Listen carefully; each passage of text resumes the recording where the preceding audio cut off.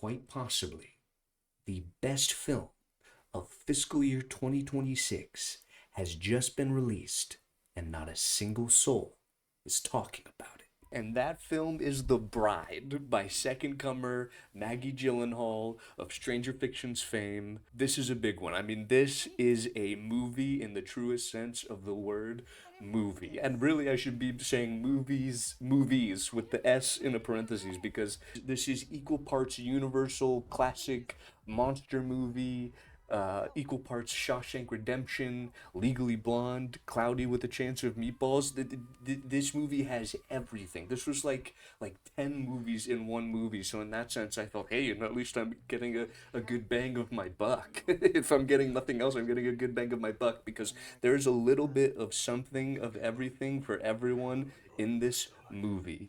There's something that's gonna speak to you personally, and it might be different from what it's speaking to another person, but both of you will have been spoken to by this movie. Something that was striking to me was just surprisingly how grounded the characters were in this film. I mean, these were characters that really felt like real characters in a movie, kind of going along for the story, or at least the narrative of the film. They really felt that they were directly part of it and felt like they're guiding it along, and in some ways letting the story guide them as well, which I found very interesting. I don't often see that in movies. A lot of times it's one or the other. This is one where it felt yin and yang type stuff, which is really cool.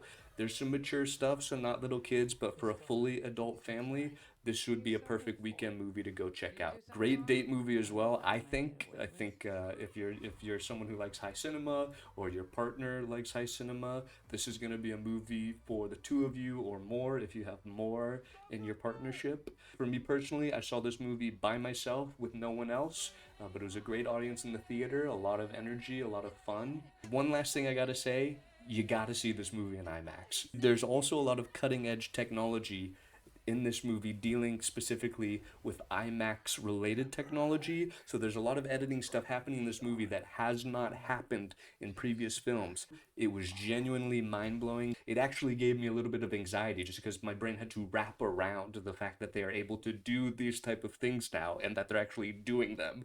Go check it out. See The Bride. It's a good thing to support the movies, and it's even better when you support it by watching a great movie that you're gonna love, like The Bride. Probably like a 9.5 out of 10. No such thing as a perfect movie, but this is pretty darn close. Have a good one.